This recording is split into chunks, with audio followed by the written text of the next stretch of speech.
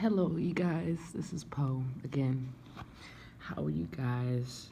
Um, Basically, here to talk about the solutions for dealing with corruption, whether it's in the government, family, what you name it.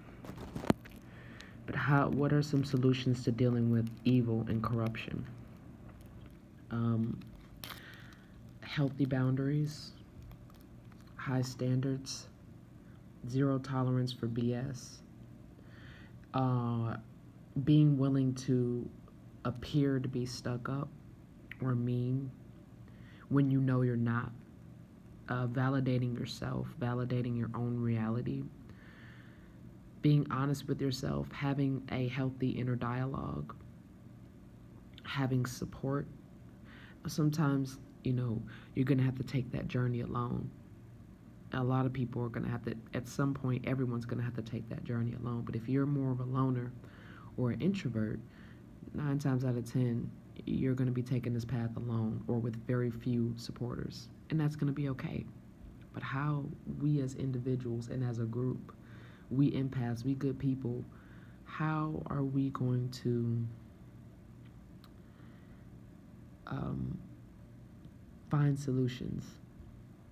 Like I said, having healthy boundaries. That's where it starts. You have to be willing to look stupid. You have to be willing to look crazy. You have to be willing to look like a nerd, like a weirdo, like a freak to everybody else.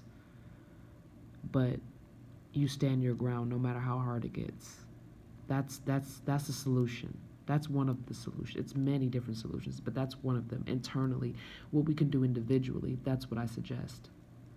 Now, as a group, what we can do to find solutions towards what's going on, that includes the pandemic that we're now facing. It also includes just dealing with corruption on a federal level. Because the government, what they're doing is they're going rogue. They've been gone rogue. The government's been gone rogue. But what's going on right now is that the United States government is making it clear to us that they've gone rogue. I just believe that some people still don't see it. They still think that it's just a pandemic. They continue to believe what the government is telling them, what the lies that they're being fed. People really think that if they stay inside, they're going to be safe. Well, that's probably where they're going to be the most vulnerable and left open for attack. Because, the government has gone rogue, and you're at your house. Guess what? They're going to know exactly where to find you. If they wanted to enforce martial law, they're going to know where to find you. So, I don't mean nothing. What's important is, like, say for instance, your boundaries are, if someone's mean to me, excuse me, I'm eating, but if someone's mean to me or they disrespect me intentionally or unintentionally, how many times am I going to tolerate it? Is it going to be one time and I'm going to leave? Or am I going to warn this person? If I am going to warn this person, how many times? Some people believe that they should warn someone only once, and if that person does it again, they did it on purpose. I think there's truth to it, for sure.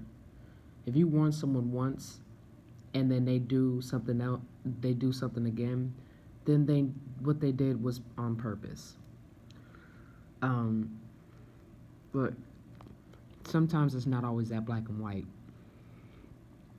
But whatever, I just suggest that individually, whatever your standards are, if it's you're gonna warn someone once and after the first time, cut.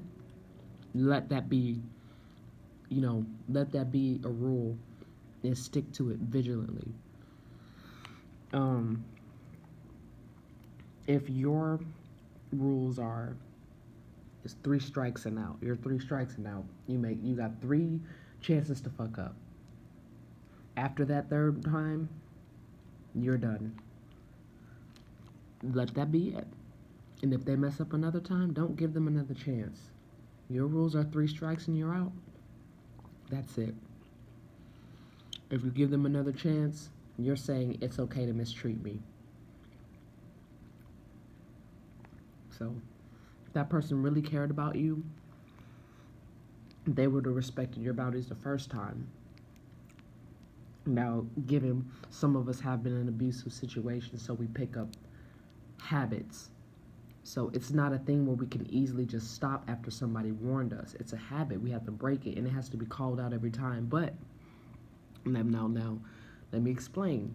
There's a difference between somebody that was born into a toxic family and have been abused, and they're trying to change. They're trying to work on their behavior. They're trying to cleanse themselves of their toxic habits.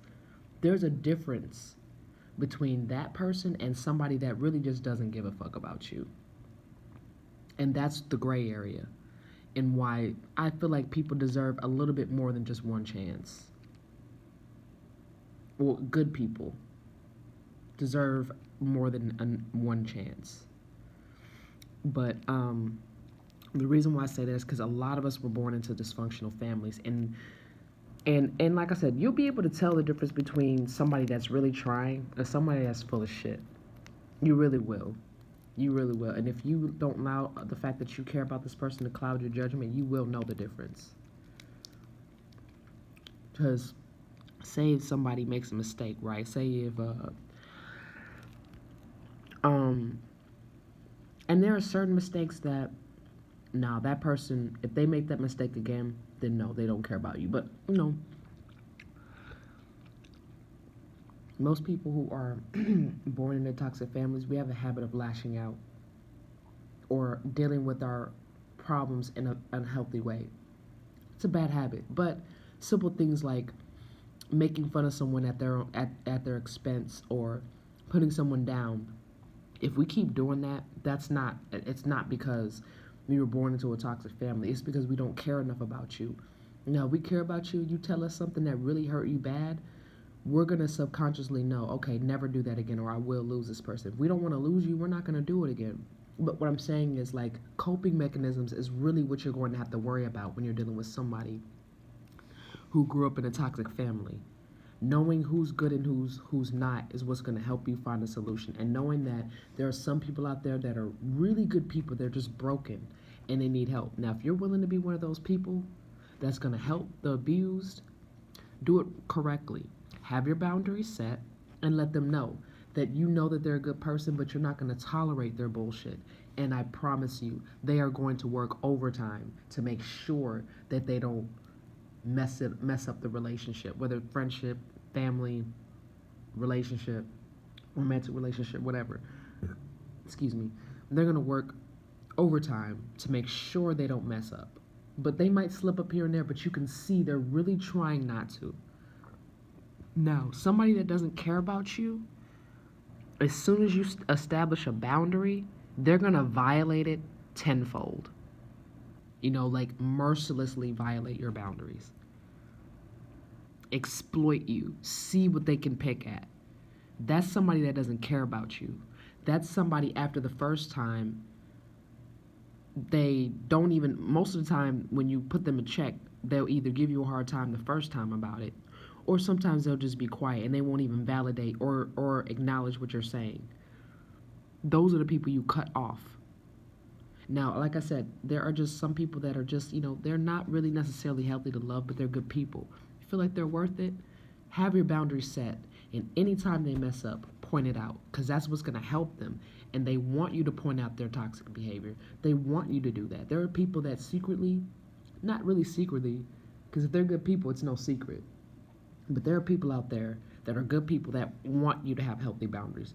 They need to be shown and taught boundaries. And I'm one of those people. I'm one of those good people out there that I'm not exploitative. Don't nobody got to tell me that many times. Now, there are things that I'm going to be honest, I need to work on. But if I had someone that was helping me, that was getting on my ass about certain things, honestly, I would progress much quicker.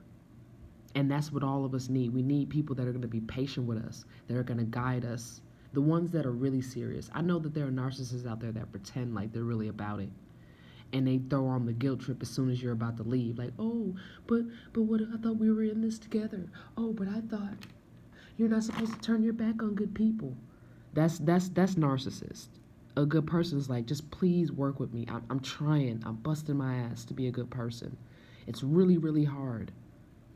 Okay, well I'm clearly still messing up. Where do I need to do work? And I don't know people pleasing bullshit. I mean, like, for real. They're really like rehabilitating themselves. You'll know the difference. And those people who are trying to rehabilitate themselves, give those people a chance. Don't tolerate their bullshit, but give them a chance. Give them a chance to apologize. Give them a chance to heal the wounds where they cause. Give them a chance to take responsibility for their actions. Allow them to take accountability for their bad behavior. Allow them. Give them a chance. Don't shit on them and rain on them so hard. Give them an opportunity to turn their life around because they want to. Those people deserve a fair chance. Not the narcissists have been given a chance. They've been given a chance. They've had too long. They've had too many chances. Their time is up. Now it's time for the underdogs to shine.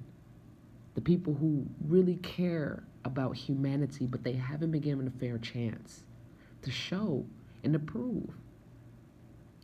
That's what we as human beings need to do as far as finding solutions. Once we figure out who's good and who's bad, and we heal that damage within the communities. We protect each other, we love each other, we invest in each other. That's the solution. Another solution, once we've come together, once we've unified, the next solution I would suggest is learning self-defense. Learning how to use a sword, learning how to use a gun, a knife, pepper spray, flashlight, everything that police officers are allowed to use, everything veterans are allowed to use, and so on and so forth.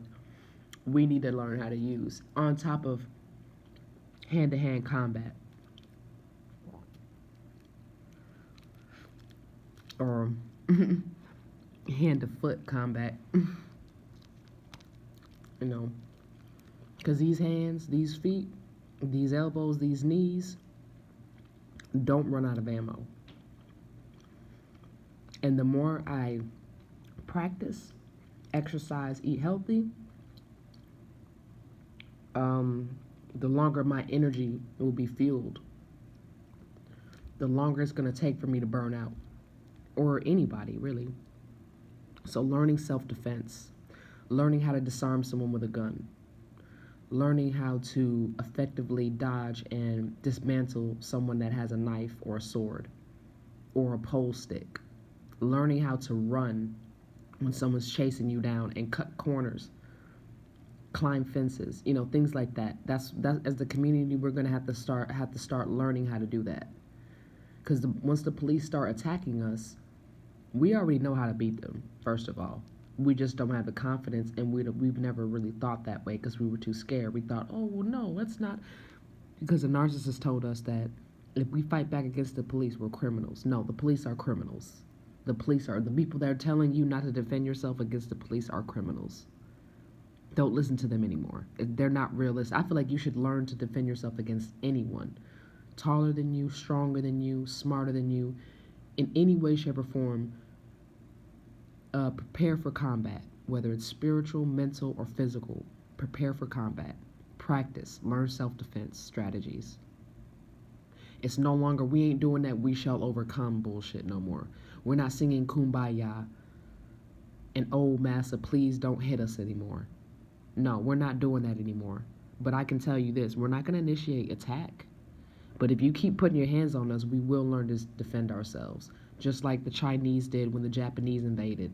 What was it, like around World War I or something like that? World War II, I think. When the Japanese invaded China, the people had to fight the Japanese off.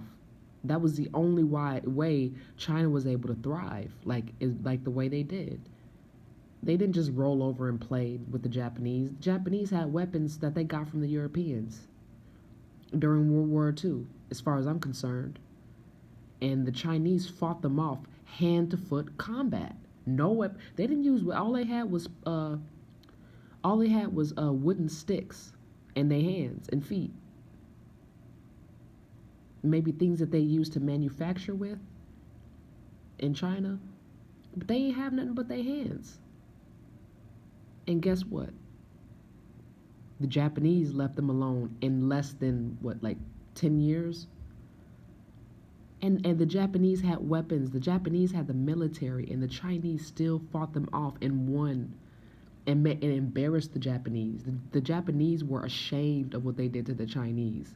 If you talk to the Japanese and mention what they did to the Chinese, how they treated the Chinese and the Koreans, the Japanese don't talk about that. Just like the Germans don't talk about the Holocaust. We the people, we don't have, a lot of times we don't have no weapons. But we fight these people off with manpower, with mental strength, with strong will. That's how we fight these people off. We don't need to put our hands on them. We really don't. Only if they initiate attack do we need to. But we only need to respond, not react. Like the movie V for Vendetta. All those crowds of people at the end of the movie, everybody was wearing a mask and everything, so no one could be identified. And when the police were standing in the way, the people ain't put their hands on the police and beat the police up. The police looked like they was scared too. And they had weapons, shields, pole sticks, guns, you name it.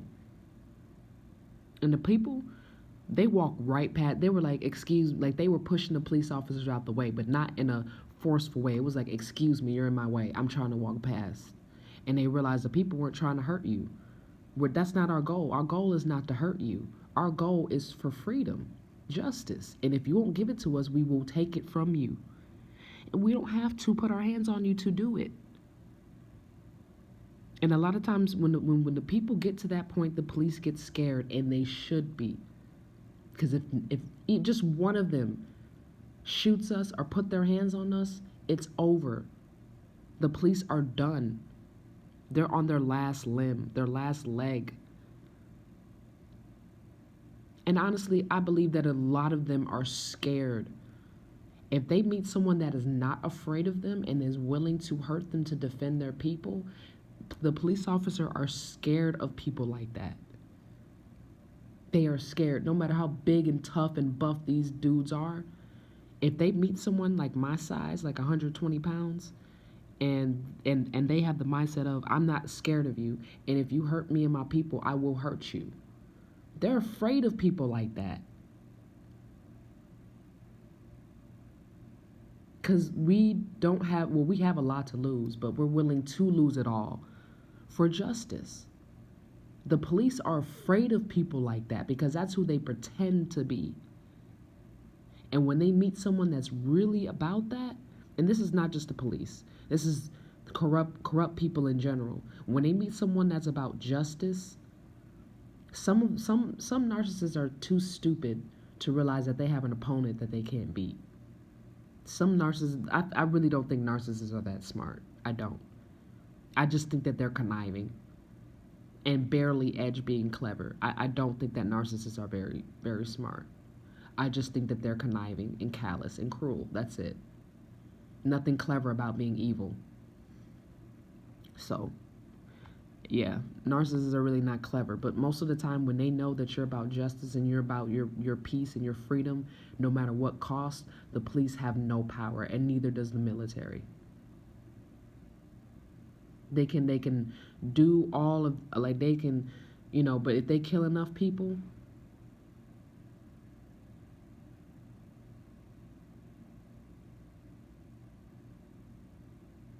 it's a wrap. They're not going to be able to put their hands on nobody else. And the police, the pressure's on the police right now. And I don't know if they're continuously putting their hands on people or not, but they're getting us to the point where we're about to put our hands on them back. Only if they make the first move. And we have to be vigilant like that all the time. If we are not willing to hurt the police officers who hurt us first, they're going to keep doing it. The only way I've noticed us developing respect for us and seeing us as individuals and choosing not to get involved where they don't need to be was when we stood our ground. When we stood our ground, that's what forced the police officers to recognize us as people.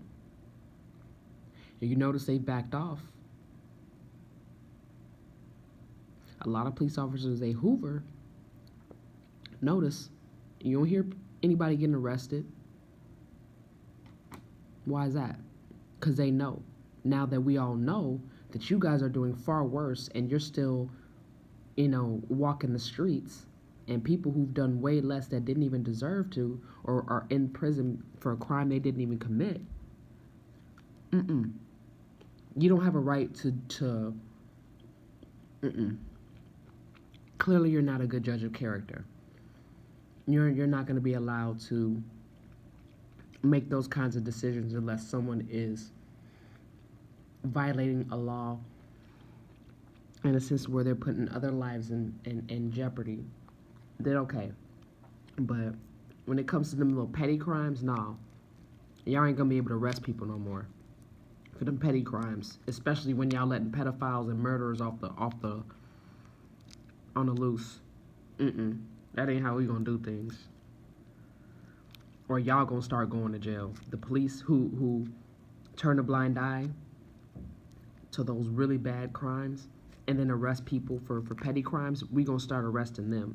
We're gonna start acting against them pretty soon. And the police know that. I think that's why a lot of them are deciding not to do this anymore, because they see how dangerous it's getting. And if they keep provoking us, they're going to lose. I think some police officers are doing it because, standing their ground because they know it's wrong and they realize that the police department is not about the people. But I think a good chunk of them, the reason why now all of a sudden they're trying to compromise is because they realize that this is a war that they're not going to win. So they're doing the smart thing and knowing when to stop and backing off now. A good chunk of them. Some of them, they will have to be put out of their misery for them to get the hint. But I think that was what they wanted anyway. But the people who are realizing that the government attacking the American people is a huge mistake are smart. Even if they're doing it for the right reasons or not, that was a good, smart decision. Because, like I said, I definitely see some repercussions. Because we're already coming up with solutions. Like I said, all we have to do is learn self-defense. Learn their strategies. And be prepared for if they get smarter. We gotta be prepared, not repaired, every time. So we gotta be 12 steps ahead of them every single time. We have to prepare for, all their plans, every plan that they have that they've said, to not to take it lightly, and to know that everything that they said, no matter how ridiculous it sounds, it is their agenda, and we have to, as a community, actively work together and destroy that. Destroy the entire organization. We cannot compromise with these people anymore. The system has to be destroyed, period. That's the solution. This system cannot function the way it is anymore. Honestly, the people, I don't even think we even need the government anymore. I don't think we need the military, the police. We don't need them anymore. We don't. But I do think that we need to have some guidelines. But the first thing we need to do is start cracking down on these narcs, getting them out the way, locking them up and throwing them in jail, or getting them some help, putting them in a mental hospital or in a clinical hospital, and getting them diagnosed and checked out. And the ones who committed heinous crimes, they need to go to jail. It ain't nothing that can be done. Some crimes you can't say sorry and fix that. So some of these narcissists need to be locked up in prison forever. And I'm gonna name drop a few. Hillary Clinton is one of them. Bill Clinton is one of them. Anthony Fauci is one of them. A lot of these FBI agents, the CIA, about 75% of them need to be in jail. The police department, a good chunk of them need to be in jail. A lot of these politicians, a good chunk of them need to be in jail, and we need to start name dropping. And I'm talking about name dropping people who are committing crimes that you can't fix, like murder, pedophilia, prostitution, drug pens, mobs, gangs, stuff like that. Those leaders, they gotta go.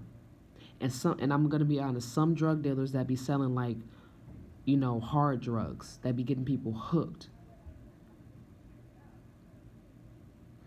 you know, ruining families because of greed. Some of them need to be locked up too. Some of these gangbangers that shooting little kids and shooting innocent people that ain't got nothing to do with shit need to be locked up and throw away the key. Now, there's some people that may not need to go to jail for the rest of their life, but most of them need to. The people who need to go to jail for the rest of their life are not in there. And the innocent people are in there. We need to get the innocent people out of there. Like the Black Panthers, we need to break them out of there. And we need to put a lot of these FBI informants and agents that, sabotage the Black Panther Party, sabotage revolutionaries. They need to be going to jail for the rest of their life if they're still alive. They need to be in handcuffs and they need to be in jail for the rest of their life. And they need to get some help while they're in jail. They need to get some psychological treatment while they're in jail as well. Hey, and if they kill each other off, that's not our problem. But these murderers, these people who have no conscience, need to be sitting in jail altogether. And if they kill each other off, that's their choice.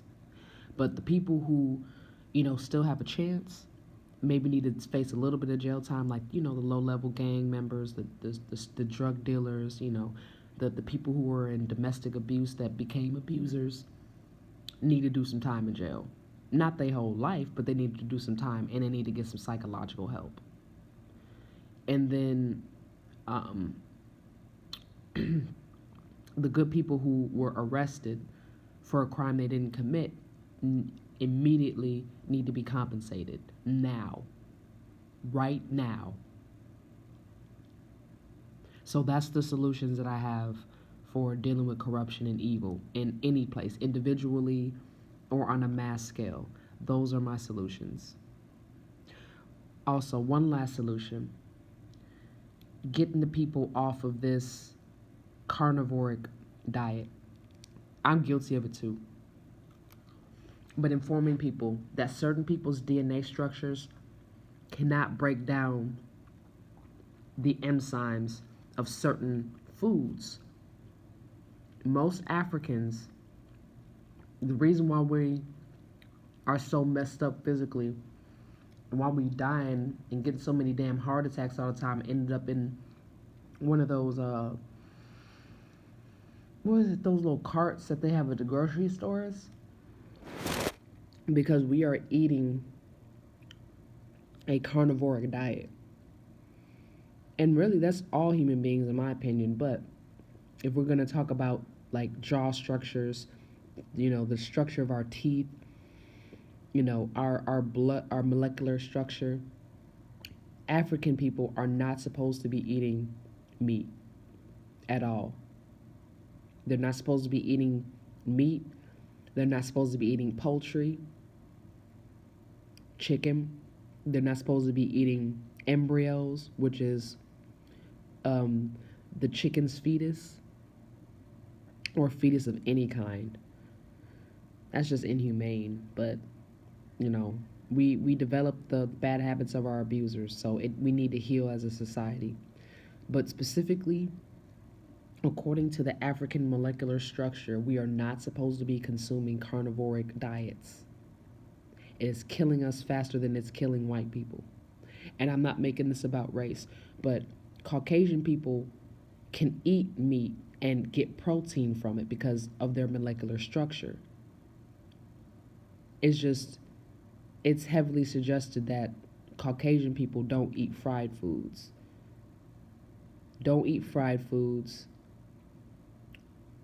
Don't eat junk food. If you're going to eat meat, eat meat. Don't fry it. Grill it or cook it on the stove. But don't fry it. Caucasian people. If y'all going to eat meat because of your molecular structure, Go ahead and eat meat because that's what your body was, in some cases, designed to do. Now, you don't have to. I would suggest anybody go on a plant based diet. I would suggest anybody eat fruits, vegetables, and herbs and grains. And that's it. But, you know, if I'm just going off of science, Caucasian people are built to be able to intake a lot of meat more so than the African diet. And this is why a lot of Africans develop blood diseases because we're eating foods that don't coincide and they're not compatible with our molecular structure. Our teeth are not designed to eat meat. Our molars are closer to that of herbivoric animals such as bunny rabbits, beavers, giraffes, whales in some case. I mean, not whale. I mean dolphins. Um, just herbivoric animals. Our African molecular structure is that of similar to herbivoric animals, as opposed to the Caucasian race. And I'm not trying to be racist. I'm just being scientific. As far as the Caucasian race, their molecular structure is closer to that of a lion, you know, or um, and a monkey, or an animal that eats meat. I personally would say like a lion. A lot of people say the monkey or the canine.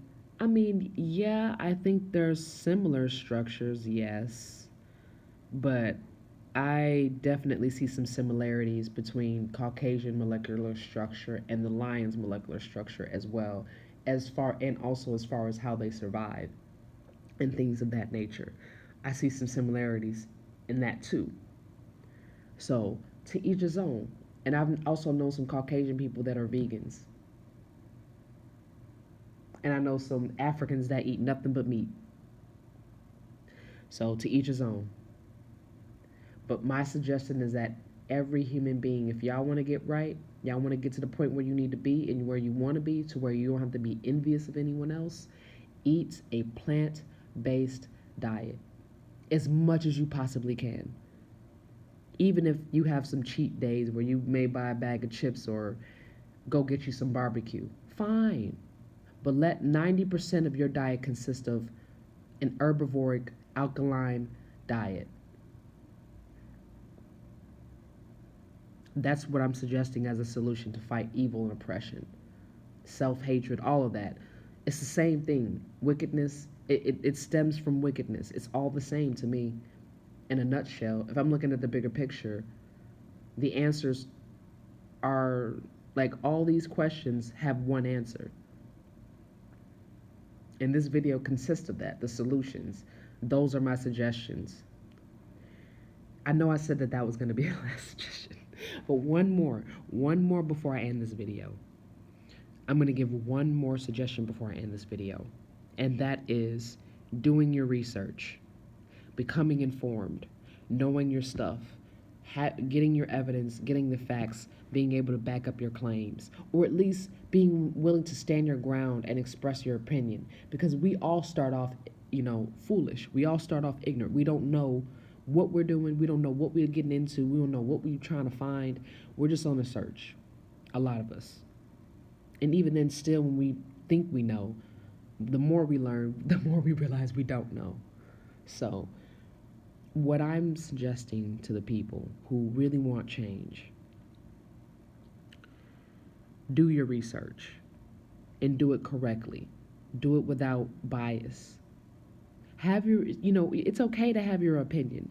It's okay to have your beliefs, your moral structure. That's fine. If you already have an opinion at the gate before you do research, that is absolutely fine. And if you don't have an opinion because you don't know, that's fine too. As long as you can if as long as you can at some point develop your own opinion, your own moral beliefs, and not to be easily persuaded by somebody. Being able to see their point, see the truth in their words, and find a common ground is healthy. It's okay. We all started off completely clueless in the beginning. And the more we did research, the more we listened to people's different perspectives, it added to our own. So some of the ideas and the wisdom and the knowledge that we have was is accredited to someone else. Someone else came up with the idea first, but we went from that we stemmed from the idea being passed down, and we did more extensive research. A lot of things that I've learned from other people. Damn near everything I know, I've learned from other people, of course. But I just, you know, did my own research and developed my own opinion, my own perception. I leaned onto my own understanding as far as what I learned, and I am sharing what I've learned or what I think about what I've learned. I'm not saying anything set in stone. I'm just saying that doing research and developing your own opinion and having your morals, your boundaries set and not penetrable, like impenetrable, where anybody that tries to get breach your boundaries or your state of mind, they can't, and they end up making themselves look like a fool. You're in a healthy place because you've done enough research. You're well informed enough to where you can stand your ground and hold firm. Now, like I said, your opinion may change when you have a healthy discussion with someone, and that person may or may not have more knowledge than you, more information, or they may just have a different perspective. It's okay if whatever you believed before, it's being challenged. That's a whole part of growing. Just don't be easily persuaded. That's the difference. It's okay to change your mind. It's okay to change your opinion. It's even okay to change religions and spiritualities once you learn more. It's okay to change. That's what life's all about. It's when people get afraid to change where you're in a very dangerous position. So learn, um, discuss, and even if you want to debate, I honestly think debates can be very healthy, especially when boundaries are set and each person is allowed equal chances to speak. No one's getting cut off. Each perspective is taken into consideration. It's healthy. I think debates can be healthy because you get two people who completely disagree with each other that's trying to find a common ground. That's beautiful to me. Now, when politicians do it, they completely jade the concept of a debate. Debates can be friendly, healthy. That could be a way that two people who think completely different can learn to understand each other. But politicians exploit debates. That's why a lot of people don't want to debate. Why a lot of people don't want to, what I'm saying, let other people come on their platforms and talk and challenge their ideas because they're too afraid for their ideas to be challenged. They have that mindset of, oh, well, everything I say is right. And I think that that's dangerous, even especially as an older person to have that mindset, because you're teaching the youth. And if the youth bring a perspective that you probably have never thought of, and you immediately shut them down because you're the one that teach, you're the one that knows this, you're the expert, that's where the real danger comes in, and that's where tyranny is allowed to thrive. And somebody that's afraid for their ideas to be challenged is somebody that you cannot have a conversation with. You may be able to listen to them up until a certain point, but it's going to get to a point where you can't even listen to them anymore. So just know that. Do your research. Challenge. I wouldn't say intentionally challenge people, but I would say it's okay to challenge people. You disagreeing with them is challenging them, but don't intentionally do it because it's going to feel like you're undermining them. But it's okay to challenge people. It's okay to disagree with them and ask questions and want to learn more. And it's okay to disagree with them. Like, oh, well, I disagree because this. As long as you're being respectful, that person who's teaching you something is going to respect you. Okay, well, why do you disagree? It's like, students in a class with a teacher. And if that teacher's a good teacher and they love what they do, if that student's like, oh, well, excuse me, Mr. Teacher, Mr. and Mrs. Teacher, I don't I don't agree with what you said. If that teacher loves what they do, they're gonna be like, really? Why you say that? Like, can you elaborate? Can you explain to the class why you disagree? And that's a lot of times, if we come together and we do our own research, we can come together and be a healthy classroom like the school system should have been. The school systems did us wrong, bro. And that's why they're getting shut down. But the school systems, they did us wrong. They took like 18 years away from us. That's why we so messed up now. The school systems took a lot from us. 18 years we can't get back. So now it's time to heal the wounds as a community, because we owe this to our children. We owe this to the kids out here growing up in this world. We owe them a decent education. They are owed that. If we are gonna bring a child into this world, they deserve the best education. Every child deserves the best education. They deserve the truth. They deserve to be loved, supported, challenged, educated, listened to, appreciated. And not just children, but people. Good people deserve that too. And us good people, black, white, Chinese, Indian, it don't matter who you are, male, female, trans. If you're a good person and you believe in having a good high moral ground, and you're willing to put action to enforce that, we're going to have to come together and go against the government so that we can provide a better school system for children, so that we can create support groups for people who went through abuse and children who've gone through abuse, so that they can have extracurricular activities like dancing, singing, spoken word, drawing, painting, acting, teaching, accountants, lawyers, taught to be whatever career they want to be a part, they should have that chance. That's fair. That's not fair if a child says, "Oh, I want to do this," an adult comes in, an insecure, low down adult says, "Oh, no, you can't do that. That's not going to benefit us. You can't do that." We need to get rid of those people. And it's a lot of these insecure adults. Let's just keep it real, because when we're kids, we, like I said, we do wrong, but we are being influenced. So you can't really hold a kid accountable most of the time. But adults, we weak ass adults who want to put somebody down, standing in somebody's way who's trying to cause change, we're the problem. The ones who, like I said, put somebody down for trying, we are the problem. Tell somebody, "Oh, you thought you was gonna be a dancer? You can't dance. Oh, you thought you was gonna be a singer? You can't sing. Oh, so you thought you was gonna be a lawyer? You ain't smart." And who made you the judge of that? Toxic ass adult. Because most of the times it's adults that do that. Kids don't do that to each other most of the time. Kids don't even think to have that mindset. Most kids just want to have fun and live their life to the fullest. It's insecure adults that act like that. And they do it to kids too. That's pathetic. But who made you judge and jury? Who asked you? No one asked you. No one cared about your opinion. So we need to get people like that out the way. That's going to bring everybody down because they're insecure.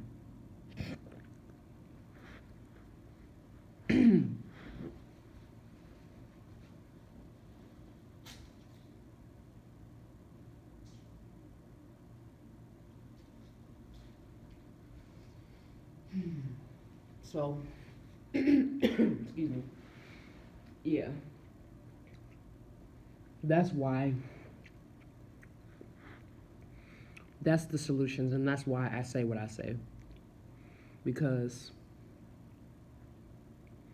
if we don't start practicing these solutions, how can we really get mad when things don't go our way? I'm practicing them already.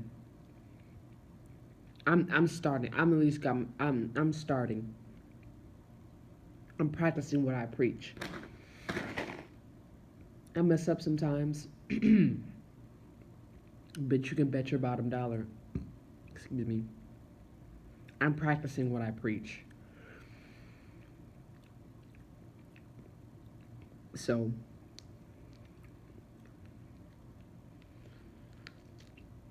Mm, yeah. I mean, good luck, people. Not just American people, but people all around the world that are good people that are empaths. Just say empaths. Um, Good luck. Good luck. Because we gonna need it. We gonna need divine intervention. Because these these these government officials got tanks, bombs, um,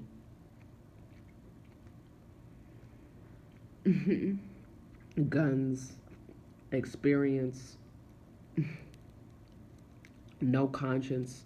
So we're up against an enemy that's probably stronger than us. But the reason why we're gonna win this is because we're smarter than them, and because the universe and the creator is on our side. That's the. I'm just gonna keep it real with y'all, man. They got us under their thumb. If it was just that alone, if we had no faith in God, if we weren't good people, we'd be done. They'd already have us. But the reason why they can't get us is because I think it's a universal karma type thing. They've hurt enough innocent people, so now they're being forced to pay for what they've done. It's just their punishment hasn't come yet. It will, especially now that they've shown that no matter how many people die or get hurt, they're never going to change. So their fate's been sealed, believe it or not. We just have to be solution oriented. We can't react. We can't play into their hands, play their game anymore. We have to start disassociating with these people. We have to start going no contact with the government. We're going to have to start making demands and no negotiations. It's not up for negotiation. Oh, you thought we were compromising with you? No, we're not compromising with you anymore. You've hurt people. You're either going to meet our demands or there are going to be consequences. And that's how everybody needs to be mentally. Because if we, the people, don't get to that place, we're going to die. We're all going to die. And it's going to be our fault. But if we get to that point where no matter what, our morals cannot be compromised and we're not going to compromise with the government is either going to respond one or two ways. Full force, which I think that's what they're going to try to do first. And then they're going to try to compromise for real, for real. By then it's too late to compromise. First of all, when we were begging and pleading, they should have compromised then. Because we were begging and pleading so that we didn't have to hurt them. That's what we were begging and pleading. We weren't begging and pleading because, oh, please, Master, please. No, it was, please give us what we're asking us before we hurt you. That's why we were begging and pleading with you. Now that they've shown that they're never going to compromise and continue to do the bare minimum, now they're riling us up to get to the point where now we're going to be forced to take it from them, which I'm willing to. I'm already at that mind. I'm waiting on everybody else to get to where I'm at. If they're not already, I'm sure there's some people that was there before I got there.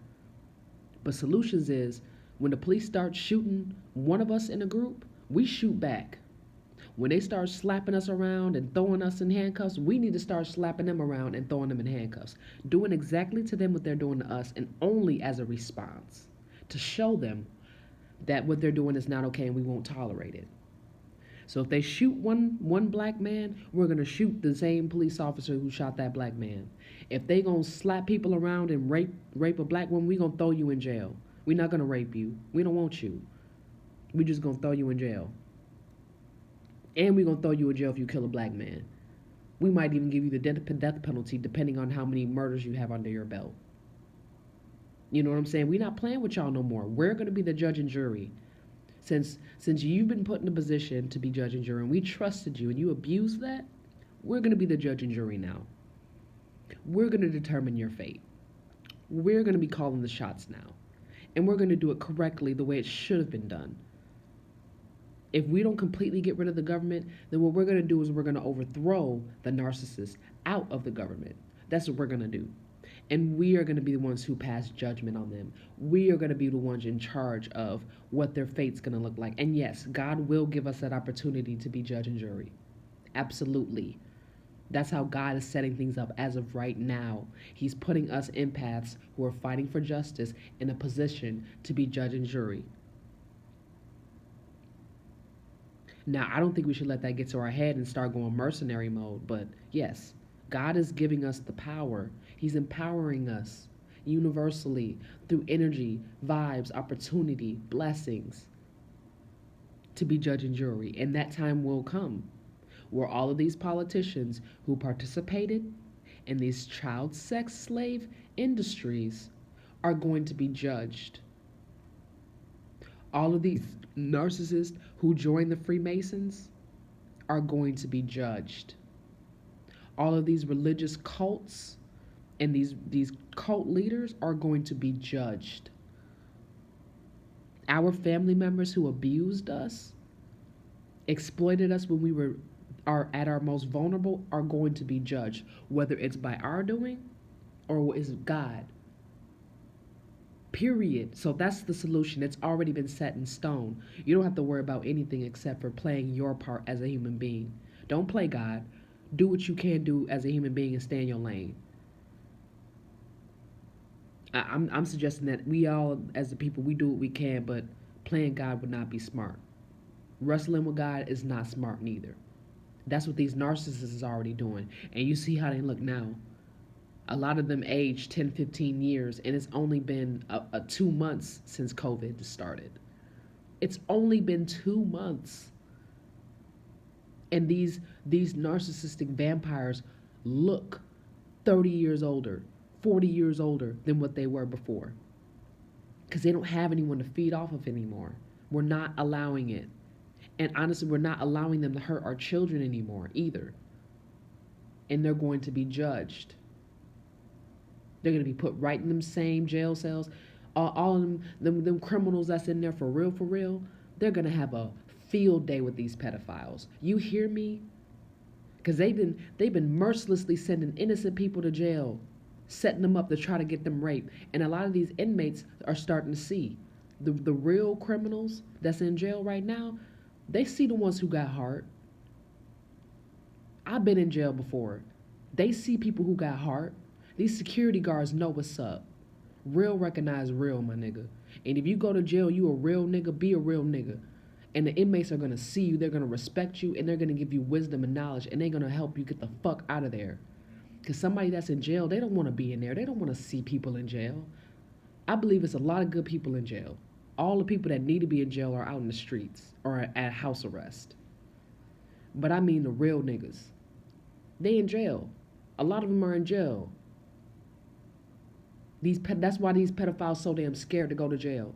That's why they're so willing to kill us and brutalize us, because they're so afraid of their fate. Not knowing that they set themselves up to get the very thing that they feared. These pedophiles were scared to go to jail. That's why they was cracking down so hard on us. Think about that. All them times that you got arrested and beaten and harassed by a cop. All because of a speeding fucking ticket.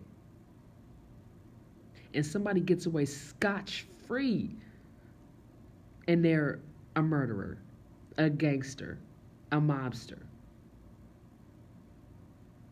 No, that's not how things work. That's not how they're going to work anymore.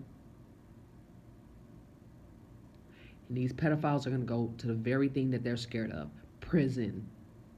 They're going to get treated the same way they treated them little kids. Yeah. They're going to have a field day with y'all.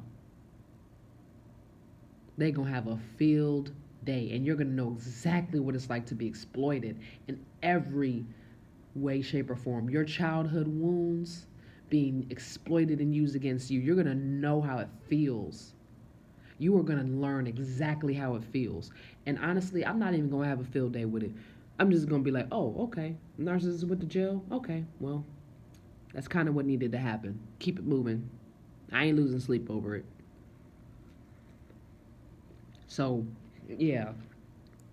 When these pedophiles go to jail, these inmates are going to have a field day.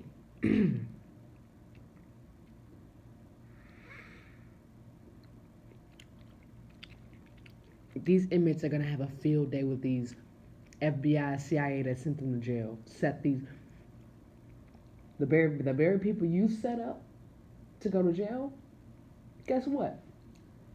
They gonna be waiting for you on the other side, buddy. Mm-hmm. That's the solution. That's the all in all karma. All these Black Panthers and these humanitarians that they set up. Mm-hmm. They gonna be having they gonna be sitting right next. They gonna be their inmate, their cellmate. They gonna be bunked with somebody that they set up. Isn't that karma? Mm-hmm. Mm-hmm. Absolutely. In the sweetest form. I don't need to know what happened after that. All I need to know is that's enough. That's all I need to know. What happens after that is none of my business.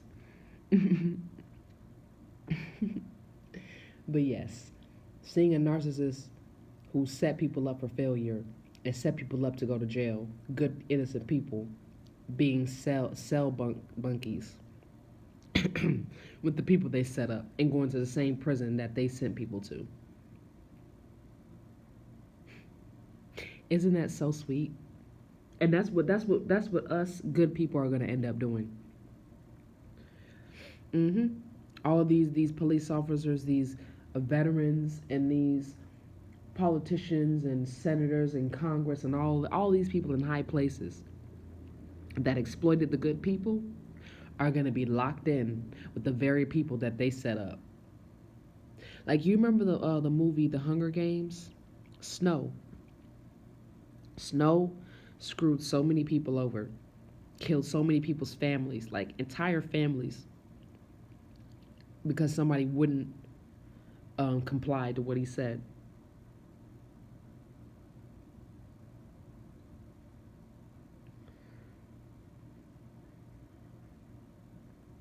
So, and you saw what happened to Snow at the end of the movie. Them people devoured him. They devoured him. She could have killed him.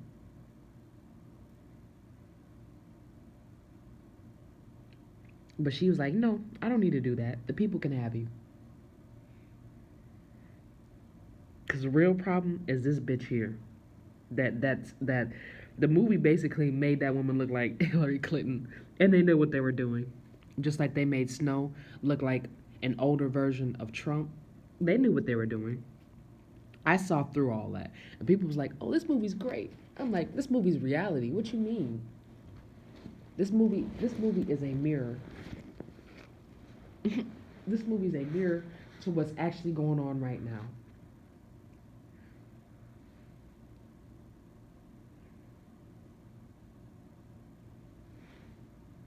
Or Snow could be Bernie Sanders too. That's possible. The white male leadership. He could be a representation of the white male leadership. And but I personally believe that, like I said, Snow represented Trump in many cases, or Bernie Sanders. But I think more specifically Trump, because Snow was an honest person. He was very manipulative, but he was honest. And when it came to a person like Katniss, he was honest. And when Trump dealt with good people, he didn't really have empathy or compassion. And like I said, I don't think he's above hurting children either. But he's not I don't think he's a pedophile. He might be, but Hillary is a pedophile on a whole nother scale. Like, I'm not compromising with evil, but if Trump is a pedophile, he running whole rinks, like building entire industries and charity donations to support the pedophile rings that they have. Like, Trump has not gone that far. Even if he is, I don't know if he is, which doesn't justify if he is, but I couldn't find anything on him. I mean, he is a bit too close with his daughter. That is weird, but Hillary, on the other hand, is attacking children all over the globe, especially African children, specifically harvesting their organs, um, cutting them open, draining them of their blood when they're at the peak of their fear, and um, Hillary's just wasteful overall. She's gotten so many people killed. Like, not even just children, but her and her husband have set up so many black men in this country to be set up to go to jail that she has a lot of blood on her hands. In comparison to Trump, Trump's wrongdoings look like kindergarten class in comparison to what Hillary has done. And that's the point I'm trying to make. Trump is not the immediate threat. And I knew that when he first came. When he first started to run for president, I honestly thought that he was worse than Hillary. But then when I saw their elections and I did my research on Trump's background, and then I did my research on him, that's why it's good to do background checks on people. You don't have to stalk or harass them because that is an invasion of privacy. But do background checks. It's okay to do a background check. Nothing's wrong with a background check, and anybody that's a good person is not really going to have too much of an issue with a background check. So do a background check on people before you support them, for sure. I don't support really either of them, but Trump, on the other hand, I don't think is an immediate threat. And even to the black community, I don't think Trump's the problem in the black community. It's niggas, black people, coons. That's the problem in the black community now. White people ain't in the way no more. They can't possibly be in the way anymore. They can't. You know what I'm saying? It's us. It's the people in our own community. We need to clean out our swamp, like young Pharaoh said. We need to clean out our swamp. It's the people in our own communities that are bringing us down. Like I've been harassed and bullied by my own people more than white people have harassed and bullied me. Now I don't know if white people were in the background and my own people were the henchmen, but see that's the problem. My people are too willing to be a henchman for, you know, the white man, as they so happen to say, or the man, the powers that be, whoever. Black people are too willing to be henchmen for a paycheck. They don't realize that if they stand their ground and be willing to be broke and have morals, that's the only way they're going to really be able to ensure wealth and ensure wealth on a permanent scale. It's going to take a long time to get to that position of wealth to where nobody can really compromise that and you die with wealth and you leave something behind. But at least you'll have your soul. I see too many black people in the community willing to tear down their own people because they're desperate for some money. Sometimes they'll do it for free because their self-esteem is so low and they have such issues with envy that they're willing to do anybody's dirty work for a penny or no pay at all. And that's sad. So that's the issue with the black community. And the only way that we're going to have a solution for the black community, and I'm speaking for black people because I'm a black person. I can't speak for white people. I can't speak for Asians. I can't speak for Indians, Latinos. I can't speak for any other group of people of my own. I can only share my experiences with those groups of people, but I can't speak for them. I don't know what it's like to be an Indian. Hell, I don't even know what it's like to be a man. Like, I know there's black men in my community, and I can't really speak for men. I can speak for the injustices that I see for black men, but I don't know what it's like to be a man, so I can't say what a man wants, what a man thinks, what he feels, because I'm not a man. I can sympathize with him. I can try to relate, but I really can't put myself in his shoes. I can put myself in his shoes, but still, that's the max that I'll be able to do. I can't really speak for a man and what he wants and what he needs, because I don't know what a man needs.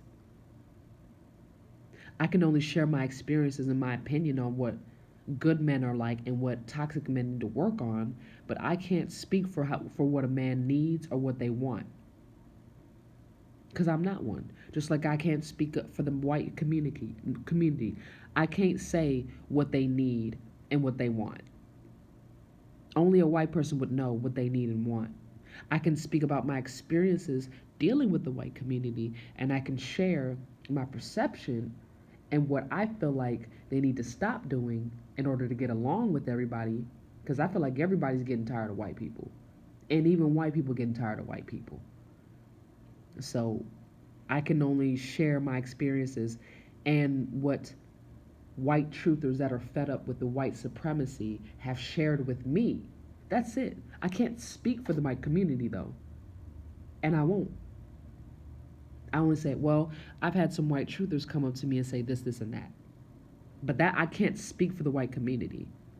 I can only speak up for white truthers that may not have a voice. They may be too scared. And sometimes they come to me because they're scared. I don't blame them. If I respect somebody, if you come to me and you give me information because you're too scared, you're making a step. Because you're empowering me to, or people like me. Because I know there's some people that's scared that pass the message along. Because there are just some people who are meant to lead, and some I feel like that are supposed to raise awareness. The ones who raise awareness to the leaders are very essential to the solution. And that's why I respect any truther of any kind, white truther, Indian truther, Asian truther, black truther, anybody that's a truther, anybody that's for moral justice. I respect you, and we can be comrades. And if you're too scared to publicly speak out about what you see or what you found out, tell me. I won't name drop. I'll just share because I'm a leader. I've been put in a position to lead, and that's what I will be, even if it's at the cost of my life. But I've been put in a position to lead, and I will lead the people. But I'm going to need the help of people who are aware and can bring attention to something that I may not have covered or I may not have realized. Like, oh, snap, yeah, that's a good point. I'm glad you said that. Because sometimes that's what some people want to do. They prefer to bring awareness, they prefer to shine a light on or bring a different perspective. They may not necessarily want to lead. I mean, me personally, I don't really care to lead, but I feel like I've been put in a position to lead. Like I feel like the universe is lining me up to be a leader. I think that's just what I'm supposed to do. Like I said, I don't really care too much about that whole alpha beta leader follower thing, but I'm just kind of my own person. I go with the flow. Whatever works, I'm gonna, if I want to speak up, I'll speak up. I'm more of like an individualist, a loner, an introvert. I just prefer to, kind of handle things on my own. And when I am around a group of people, I've noticed that if I don't step up and lead, most of the time no one will. So I think that I've honestly been put in a position to lead by God, honestly.